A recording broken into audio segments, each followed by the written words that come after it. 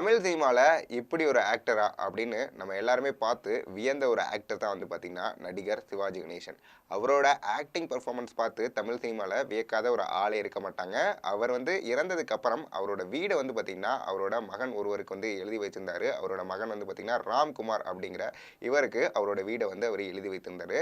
So இந்நிலையில Ramkumar வந்து பார்த்தீங்கன்னா ரீசெண்டா ஒரு மாதத்துக்கு முன்னாடி அவர் மேல ஒரு கோர்ட்ல ஒரு வழக்கு வந்து வந்திருந்து. என்ன வழக்கு அப்படின்னு பார்த்தீங்கன்னா அவர் கிட்டத்தட்ட நிறைய கடன் வாங்கியிருக்காரு. இந்த கடனை வந்து கட்டாதனால அவரோட வீடை நாங்கள் ஜப்தி பண்ண போகிறோம் அப்படிங்கிற ஒரு கோர்ட் நோட்டீஸ் வந்து பார்த்திங்கன்னா அவரோட வீட்டுக்கு வந்து போயிருந்திருக்கு. இந்த கோர்ட் நோட்டீஸ் வந்ததுலேருந்து வந்து பார்த்திங்கன்னா தமிழ் சினிமாவில் இருக்க எல்லாருமே வந்து பார்த்திங்கன்னா நடிகர் சிவாஜி கணேசன் அவரோட உழைப்பால் வாங்கின ஒரு வீடை எப்படி நீங்கள் ஜப்தி பண்ண முடியும், அது மட்டும் இல்லாமல் அவர் உழைப்பில் வாங்கின ஒரு வீடை வந்து பார்த்திங்கன்னா அவரோட மகன் வாங்கின கடனுக்காக இதற்காக வந்து பார்த்திங்கன்னா இந்த வீட்டையே ஜப்தி பண்ணது மிகப்பெரிய தவறான ஒரு விஷயம் அப்படிங்கிற நிறைய பேர் வந்து சொல்லிட்டு இருக்காங்க. அது மட்டும் இல்லாமல் கிரிட்டிக்ஸாக நிறைய பேர் எழுதின ஒரு விஷயம் என்ன அப்படின்னு பார்த்திங்கன்னா நடிகர் சிவாஜி கணேசன் வாங்கின கடனை ஏன் அவரோட அண்ணன் மட்டும்தான் கொடுக்கணுமா, தம்பி பிரபு வந்து கொடுக்கக்கூடாதா அப்படிங்கிற மாதிரி நிறைய பேர் வந்து கொஷின்ஸ் வந்து ரைஸ் பண்ணாங்க. கிட்டத்தட்ட வந்து பார்த்தீங்கன்னா இந்த கொஷின்ஸ் ரைஸ் பண்ணதுனாலே இந்த கோர்ட்டோட வழக்கு இன்னைக்கு வந்து ஒரு தீர்ப்பு வந்து வழங்கப்பட்டிருக்கு.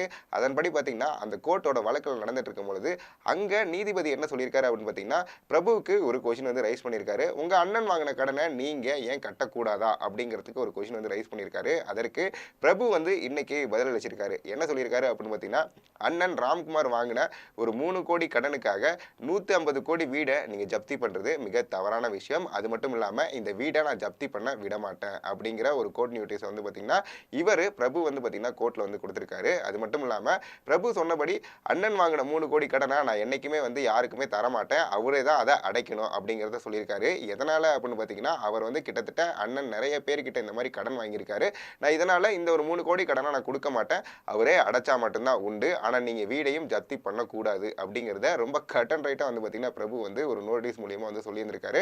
ஸோ இந்நிலையில இந்த பிரச்சனை வந்து தொடர்ந்து போயிட்டு இருக்கு. பட் இருந்தாலும் வந்து பார்த்தீங்கன்னா ஒரு 3 கோடி கடனுக்காக ஒரு 150 கோடி வீடை ஜப்தி பண்றது அப்படிங்கிறது மிகப்பெரிய ஒரு தவறான விஷயமா தான் தெரியுது. அது மட்டும் இல்லாமல் நடிகர் சிவாஜி கணேசன் அவரோட நினைவிடமா வந்து பார்த்தீங்கன்னா அந்த வீடு இருந்துட்டு இருக்கு. அந்த வீடை ஜப்தி பண்றாங்கன்னு சொல்றதுனால சிவாஜி கணேசன் ஃபேன்ஸ் எல்லாமே வந்து ரொம்ப அப்செட்டா இருக்காங்க. பட் இந்த பிரச்சனை தொடர்ந்து வந்து போயிட்டு தான் இருக்கு. இதன் வழக்கு வந்து பார்த்தீங்கன்னா அடுத்த வாரம் திருப்பி தீர்ப்புக்கு வர உள்ள நிலையில ஸோ இந்த வழக்கான தீர்ப்பு என்ன வழங்க போகுது அப்படிங்கிறது தமிழ் சினிமாவில் இருக்க எல்லா ரசிகர்களும் ரொம்ப ஆவலோட எதிர்பார்த்த நிலையில இருக்காங்கன்னு சொல்ல முடியுது.